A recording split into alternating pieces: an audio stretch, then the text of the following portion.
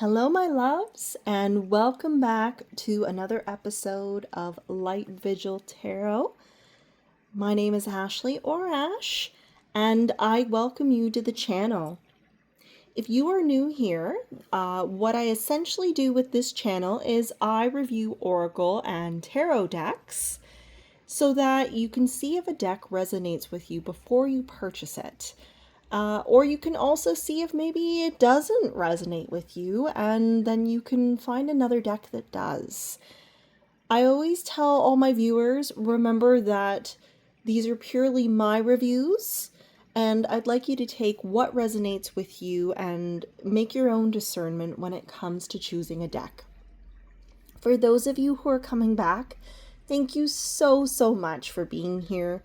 You have no idea how immensely it fills my heart having all of you here on this journey with me. So thank you so much for returning and coming back. So today, this beautiful deck we'll be reviewing is called Whispers of Aloha, a Hawaiian deck. I saw this deck just purely based on the beautiful imagery done by Christina DeHoff.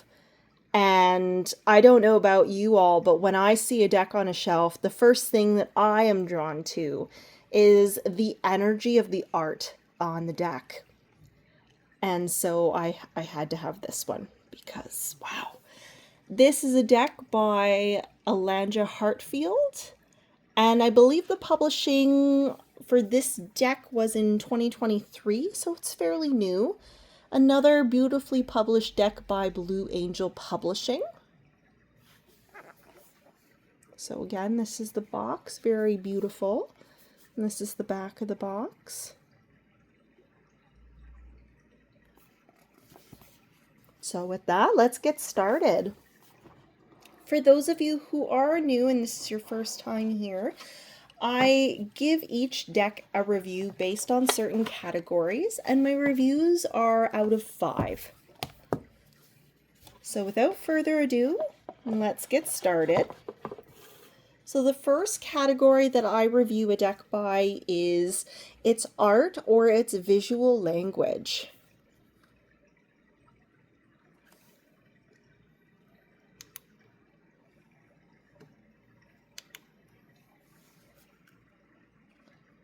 I was just turning on my extra light there just so you guys could get a little more color. But like, look at that. Like, wow. The color just pops. Like, again, look at the extreme of color. Like, no two cards are exactly alike. And I love the movement. You can practically feel the ocean and the energy. This is such a deck inspired by nature. By the Maui. Such beautiful energy.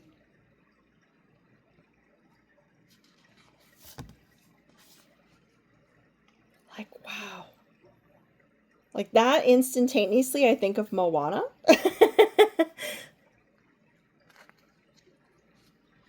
I love, like, look at that. Look at the beautiful ripples, the rainbows of the water. I love how that one too is also called the Spirit of Aloha. Like, yay. Like, look at that.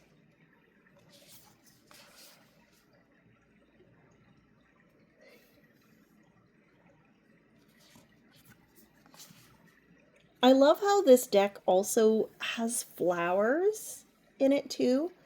I find in a lot of decks, flowers aren't really something that is given a lot of presence.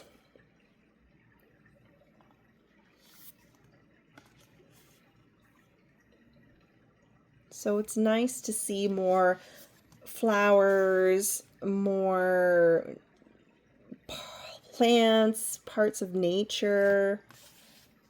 Like, aw. Look at the little turtle. Look at him. Like, look at that. Look at the beautiful movement on that.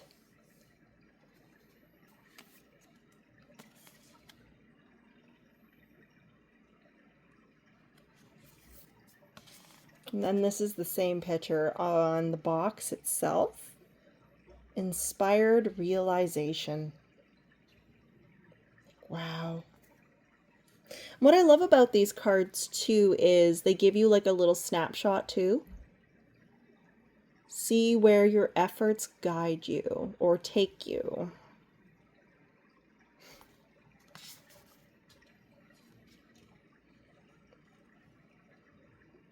So I don't know about you guys, but I feel this is already a 5 out of 5 for me. Just like I'm a huge sucker for decks that just have vibrant colors. And not just like one solid vibrant color.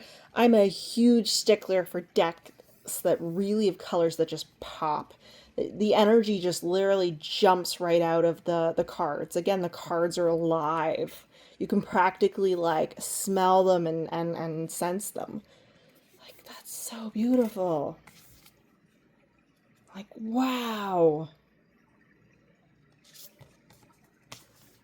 And it's nice to see some of our elders. You know, I'm a huge Mother Maiden Crone lover, admirer. The changing of the seasons, the passing of the torch, the community of all generations. And I find a lot of decks don't honor that. Don't honor that rite of passage. You know, just because someone has a little more years or someone is older doesn't mean they're any less of value. In fact, I think it's quite the opposite. They have so much to teach us if we only listen. So much knowledge to share. So many experiences that are carried within their essence, within their life experience that, of course, I think it's wonderful to just learn. And it's nice to see that some decks do incorporate the power that those generations hold. It's nice to see our elders in here too. So that's already, at least for me, an inclusivity point of view, 5-star. That's another one of my ratings. But as I'm sure you can see, like, this is absolutely stunning. If you like nature, and you like Hawaii, and you like the Maui, this deck is probably for you already. You know? Like, wow. So yeah, art and visuals, 5 out of 5. And I think you can tell too by these cards. My second category is, are the cards intuitive? Can you read cards without the deck? Without having to go into the description? Can you glean from each card, just from its energy, just from its presence, or even just its terminology on the bottom, what you essentially need to know, or what you need to be told from spirit? And I'd say, yeah.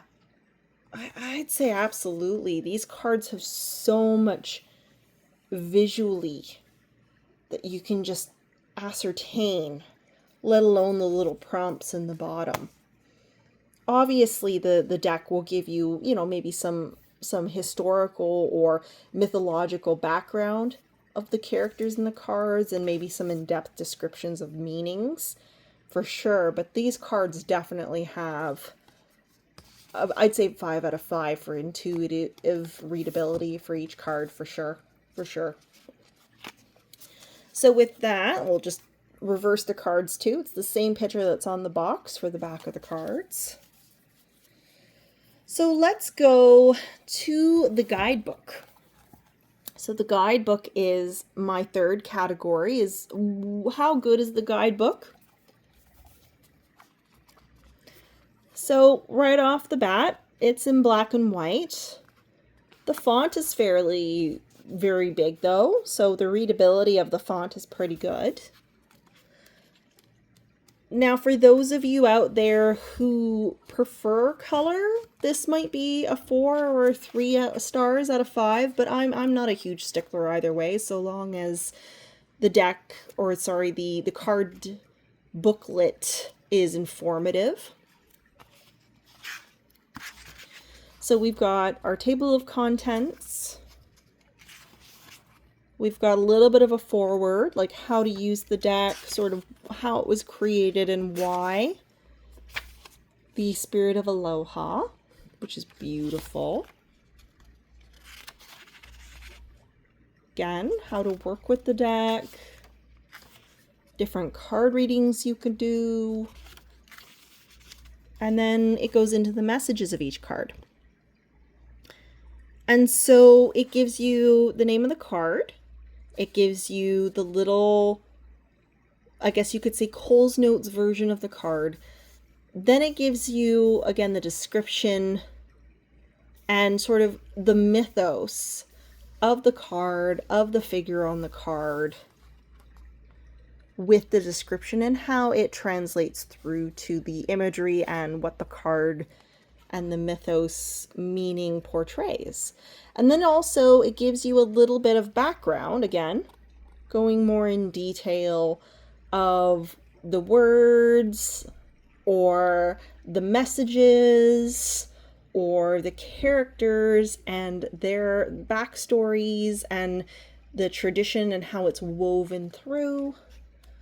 So I think that's very beautiful. It's nice when you have a card that's, I wouldn't say this deck is niche, because I wouldn't say maybe like Hawaiian stuff is very niche, but I think it's important when you approach a deck that is specifically to a designated culture, that you come to it with an open curiosity and you don't just assume that you know everything, because I think a lot of cultural appropriation can happen, has happened in the past. And I think, again, like any deck, it's important to think of it like its own entity, its own energy. And so especially one that has a cultural or mythological background to it, again, meeting those deities, meeting these cards with that respect is very important. Again, obviously, if you're Maui or Hawaiian, or if you already respect a lot of these deities, obviously what I'm saying is going to be a little different because you already have the background and the knowledge to approach it in the right mindset. But for those of us like me who know I know introductory stuff about the Maui, but I'm not going to pretend to say that I know the intricate details. So I found this deck very informative, very beautiful, in the sense that it offered me a lot of knowledge and insight that I didn't know about when it came to the mythos, when it came to some of the deities and some of the nature spirits. So it was very powerful in that. So again, for the guidebook, I'd say it's very informative. I'd give it a 5 out of 5 for me personally, but if you're a stickler for a book being in color, then a 4 out of 5. I'd say all in all, it's a pretty good guidebook. So the next category I look at when I'm looking at a deck is the emotional tone of a deck approachable? So case in point, if you're new to tarot or if you're new to oracle decks and you're like a beginner and you're not really sure what deck would be the best one to approach, this is my next category. Is it a beginner-friendly deck? Is it a deck that's fairly neutral? Does the deck have a lot of emotionally charged topics or a lot of emotionally charged imagery? Or is it gentle? And I'd say this deck is really gentle. In fact, there's a lot of warm, loving energy. Now, again, I love this one too. there's a respect here. One of the energies that comes out from this deck is the respect. Again, nature is beautiful, but nature also needs to be respected, right? Nature is going to decide what it wants to do. It is powerful, but it can also be destructive. Destruction can also bring about creation and renewal. But you have to look at it from both sides of the coin, right? And I think this deck is very much about that, is if you approach it with respect, it will respect you in kind. So is it gentle? Yeah, I'd say it's a very gentle, very open deck. And I think it's very emotionally balanced. So I'd give this a 5 out of 5. Again, with any of these decks, everyone is going to approach a deck differently, and everyone's going to come at a deck or use a deck with their own experiences and their own energies and their own insight, and will go as deep as they want to go. But I'd say if you're a beginner and you want to try a deck, this one would be very approachable. Absolutely. So I'd give that a 5 out of 5. And for trauma and grief, which is my next category, is a deck triggering. You know, what I mean by triggering is some people like to meet a deck and work with a deck specifically for the goal of journaling, of shadow work, of digging deep within themselves and working along their spiritual team to do some heavy lifting, right? And some of those things are not fun. They're traumatic. There's a lot of grief or a lot of mourning. Again, I'm a death doula, so there's a process and a respecting of where you're at, right? And some decks will light you up more than others. And that's just a fact. I'd say this one, I mean, maybe some of the cards will make you think a little deeper. But will this be trauma-inducing? It's, again, trauma is very individual. What's traumatic to one person is not traumatic to another. So like any deck, just take from it what you will. But I'd say, at least from the imagery and from what I've used in the deck, I'd say it's a fairly neutral deck. So I'd give that a 5 out of 5. It's not really very trauma and or shadow work inducing. So my next category is usability and practicality. So this topic, for those of you who are new, is how long will a deck last you? How is it made? So this deck is fairly solid. The cardstock, as I'm sure you can see, is very thick. It's got good weight to it. You know, it's about the size of my hand, so a fairly substantially sized deck. If I go to shuffle it, like, it's got some heft. So I think this deck would last you a good while. Now again, I'm not super rough on my decks. I tend to be fairly gentle in my shuffling.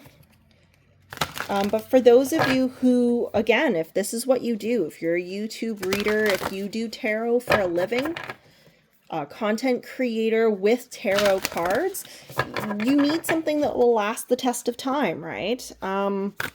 And I'd say this deck, this Oracle deck, is fairly hefty. Fairly hefty. So very good, very solid deck, good stock. And for those of you, again, who do content creation, it's matte. Yay! So again, no reflective issues. You're going to have no problem recording this. So yeah, I'd give this deck a good 5 out of 5. It's good. It's going to last you. You can, again, if you're hard on your decks, I think it'll take a long time before it'll actually start to wear on you. So going to what I referred to before, my next topic is inclusivity and representation. Does it represent different cultures? Does it include, is it inclusive of different cultures, different genders, different mindsets, different, does it incorporate the whole community, the whole collective, or is it very exclusive? And I'd say with this deck, it's half and half, because this deck is very Maui focused. It is a Hawaiian deck, right? You know what you're buying when you buy a deck that's called Whispers of Aloha. I'm just saying. So it is very niche in that regard to a specific culture with specific themes in mind, nature, those divinities and those deities. However, if we look at it from the other perspective, it's very inclusive when it comes to gender appropriation. It's got our elders, it's got our ancestors, it's got bridging the gap between our age communities. It's got masculine, it's got feminine, it's got deities. I can't say this enough. I'm just so glad it's got our elders. Oh, my grandma would be so happy. Bless her. But yes, it's so in that regard, is it inclusive? Yes, absolutely. Absolutely. And it also incorporates nature as well, and the environment. So this is hard. Gosh. Because we can look at it from both angles. I'm going to give it a 3 or 4 out of 5. And not because there's anything wrong with the deck. And not because the topic and or the directed focus to the Maui is a bad thing. It's not. It's a beautiful deck. In fact, I bought it because I thought it would be really cool, and it is really cool. It's just something to keep in mind when you're buying the deck. If you're looking for something that has a little bit more, a broader expanse, this one is very focused. That would be my only mention. So 3 or 4 out of 5 for that. So reflection and journaling potential is my next topic. And for those of you who are new, it's over and above a reading that you would do for yourself. So case in point, is this deck one that would give you extra journaling prompts? It doesn't. It teaches you a lot of things. And it's food for thought when you're doing a reading.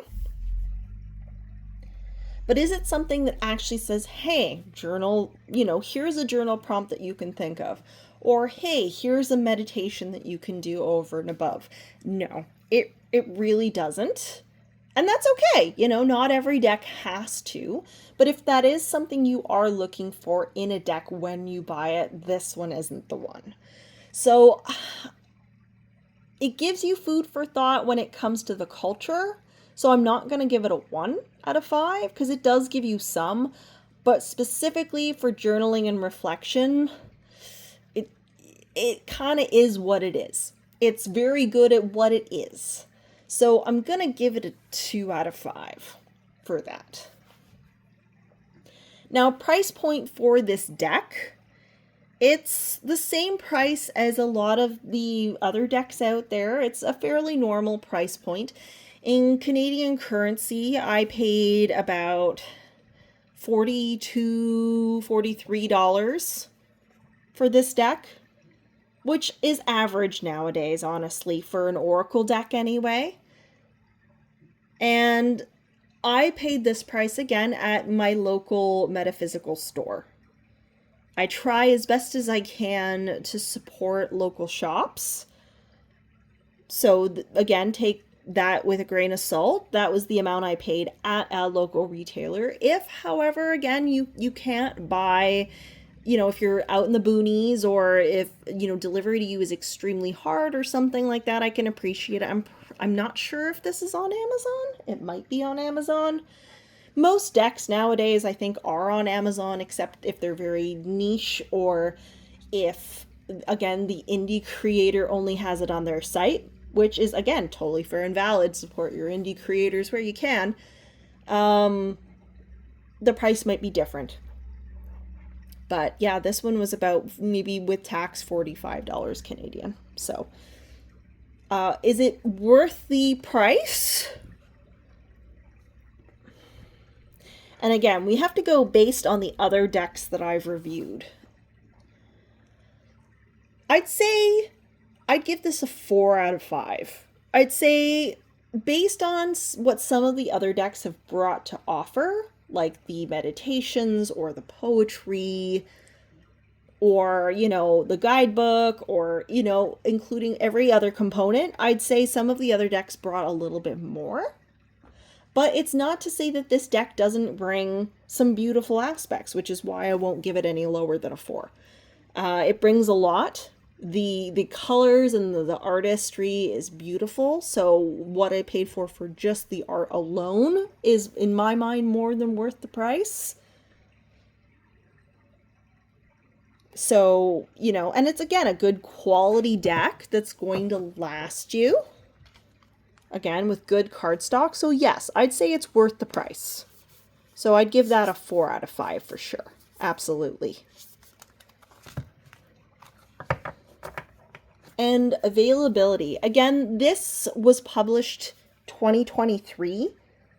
So this deck is still fairly new. Usually when you're going to the 5-year plus mark, that's when a deck could be potentially harder to acquire and or find.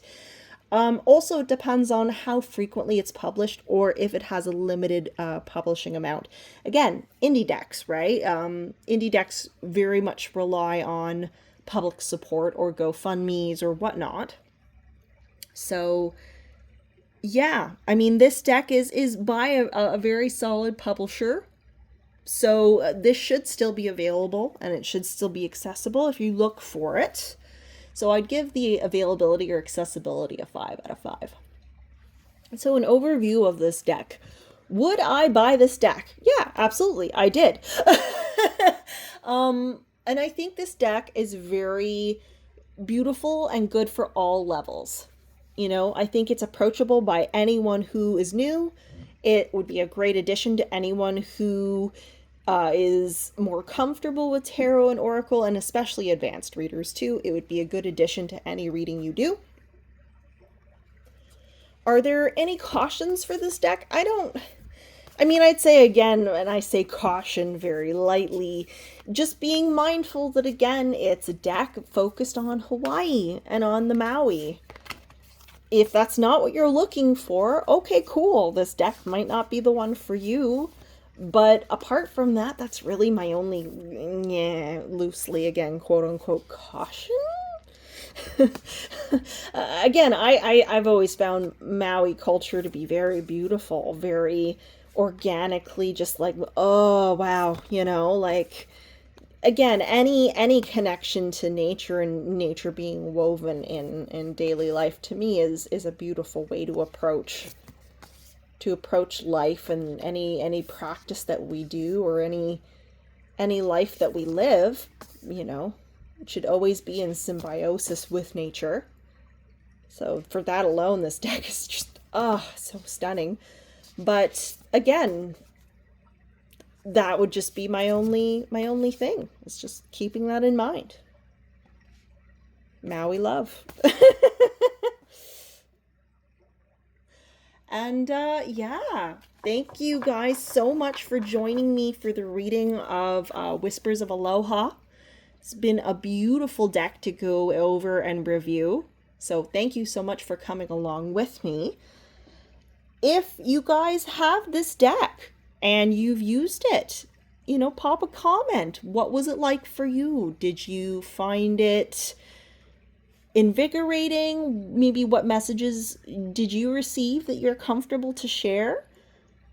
Did you feel some of my reviews were good, not so good? Again, I'm 100% open to any communications with you guys.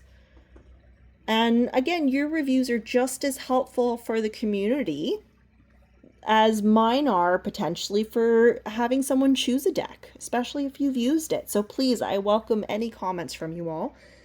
And also, if there's a deck you'd love me to go over a review that you've used and you would love to see on here and to, give it more of a view, awesome. Or if there's a deck that you've been thinking about purchasing but you're not entirely sure if it'd be a good fit, also pop that in the chat. I'm always happy to hear about new decks that maybe I've never heard of before. So again, whatever you guys feels great. I love hearing from you all.